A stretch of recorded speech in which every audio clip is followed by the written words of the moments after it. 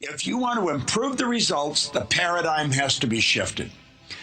You know, Eric Hoffer one time said, no matter what our achievements might be, we think well of ourselves only in rare moments.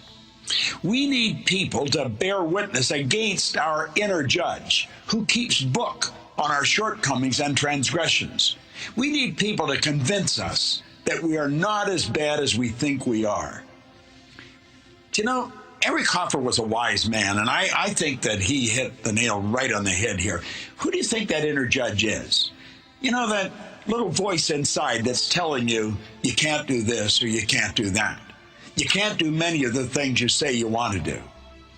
Well, I suppose the real secret is figuring out what you want to do and then understand clearly how to get rid of that little voice inside. Now, I don't know if we ever completely get rid of it. I refer to it as the monkeys in our mind that keep talking to us, telling us what we can't do.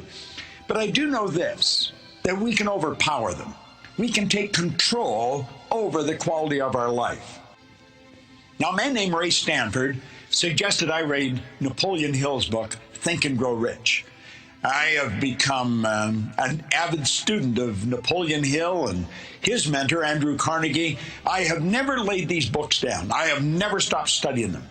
But at any rate, I picked them up and everything started to change like night and day. Then I got into Earl Nightingale's condensed narration of Napoleon Hill's book.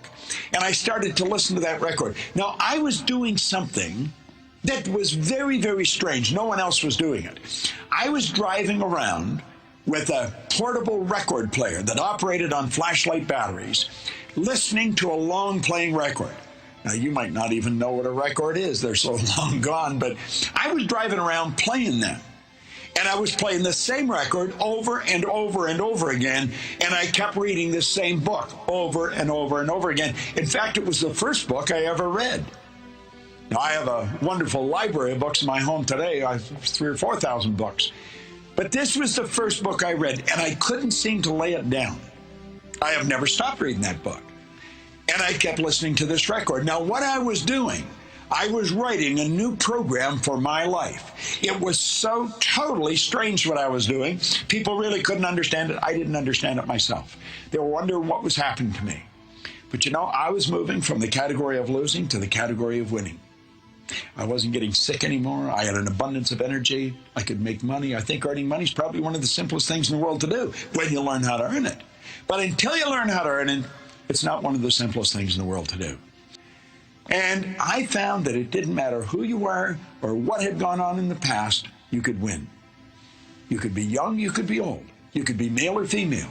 You may be an intellectual giant, or maybe not very bright at all. None of those things have anything to do with winning. Now, most people will tell you they do.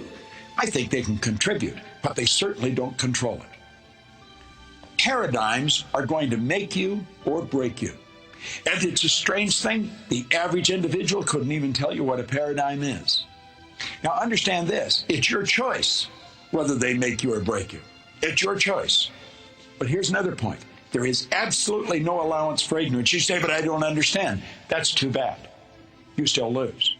I want you to think of something that not too positive, but a little baby. You hear them falling out of windows and off balconies. The babies don't stay suspended in space until somebody comes along that understands the law of gravity. That law that states anything heavier than air is attracted towards the center of the world. That baby goes down and gets hurt or killed. You'd say, but the baby doesn't understand. It's too bad. There is no allowance for ignorance. Well, there's laws of this universe. The whole universe operates by laws. Dr. Werner von Braun said that the natural laws of this universe are so precise that we don't even have any difficulty today building spaceships. We can send people to the moon, and we can time the landing with the precision of a fraction of a second.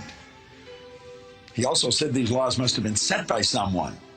He said after studying the spectacular mysteries of the universe, he was led into a firm belief in the existence of God. Now here's a scientist, one of the most brilliant in the world, the father of the space program. Well, you see, God operates by laws. Everything operates in precise order. And you know something?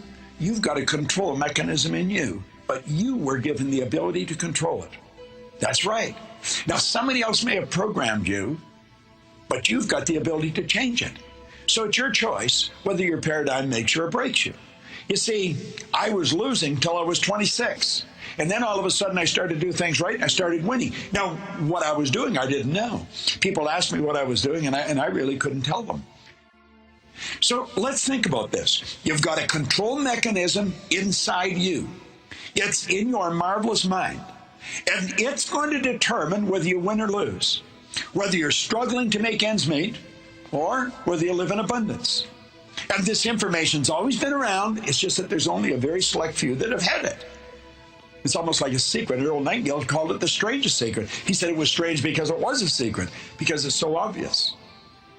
Do you know you can go into the most ancient writings there is? You can go into the Upanishads. And in the Upanishads it says, from abundance, he took abundance, and still abundance remained. Now think about that for a moment.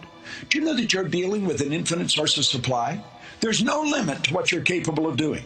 It is an infinite source of supply. I love the way Troward wrote it. He said, when you're dealing with the infinite, you can never take more than your share. So don't worry about taking too much. You can have all you want. It's what we do with it that makes the difference. You can't hold on to it. You can't keep it. As a matter of fact, if you try and keep it, you'll lose it. It's really a paradox, isn't it? But you know something? If you understand the laws, it's not. If you understand the laws, you'll understand that you're sort of a distributor of this power. You have co-creative abilities. You've got phenomenal powers locked up within you. Now, what are paradigms?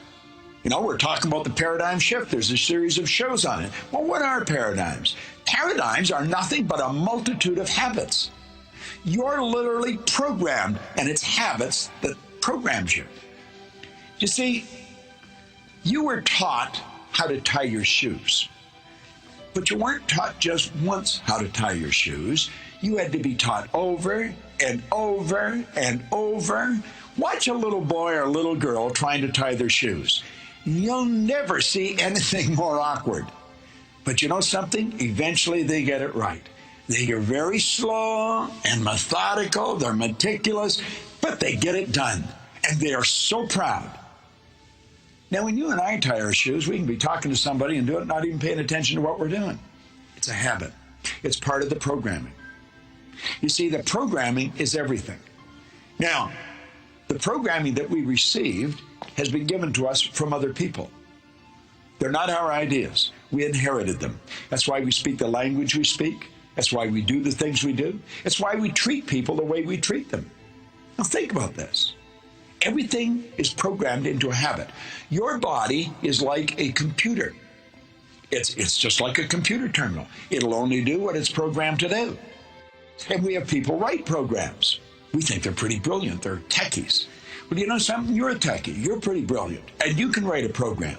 If you can write the program that's going to give you the life you want, there's nothing complicated about it.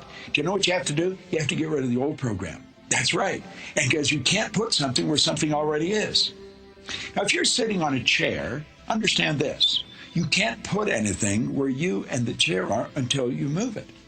Nature abhors a vacuum. You've got to create a space for the good that you desire. So we've got to create a space for the good that we desire in our life. Now, take a look at what is holding most people back. It's paradigms. They're locked into all paradigms. You could say, what's holding me back? You know, I would imagine you probably work pretty diligently at whatever you're doing. Stop and think of the person that's playing golf. You know, most people that play golf never take lessons. They don't. They go out there and they just figure out that they're going to go and do it. Can you imagine learning how to fly a plane without taking lessons? I don't think so. If I was going to get in a plane that you got in, I would want to go to the very best pilots in the world, and I'd want them to show me how to do it. Why don't we do that with everything? Why don't we do that with earning money? Do you know, I have people come to seminars from all over the world so that we can show them how to earn money. Earning money is easy to do. I believe if you haven't got multiple sources of income, you're missing the mark. You should have more sources of income than you can keep track of. You can hire somebody to keep track of them for you. And then you're earning more money and you can do more things and you can have a more interesting life. But if we're going to learn anything, we're going to have to get somebody to teach us. Now, short of that, I was remembering one time I was teaching a seminar in Indiana, and I said, there's always someone that can do things better than you're doing them. And this man said, there isn't anybody in the world that does what I'm doing better than I do it. And I thought, well, I've got an interesting one here in my hands. And it turned out he was right. He built those remote control model planes. He had the biggest company in the world. He used to take them, he was in Chicago, he used to take them down to Wrigley Field and demonstrate them. You see? Well, I had been reading the night before what to do.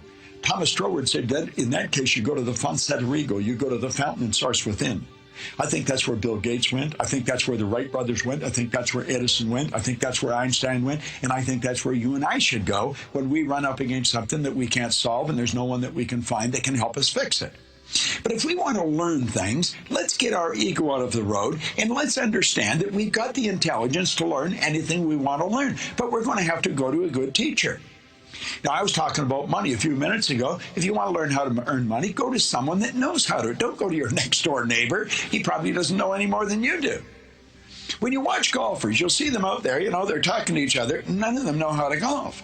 And they spend an absolute fortune. They buy new clubs, they buy new balls, they go to new, and trying to break 100, they're ready to throw the clubs away. Why not go to a pro?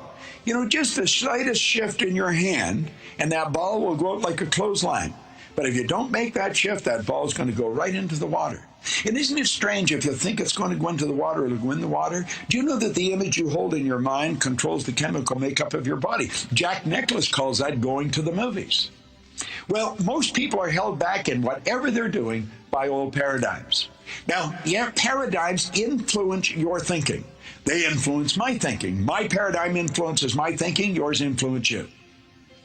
Now, if you want to change your way of doing things, you're going to have to override the paradigm, and that's not an easy thing to do, and it can be scary. It can cause a lot of discomfort.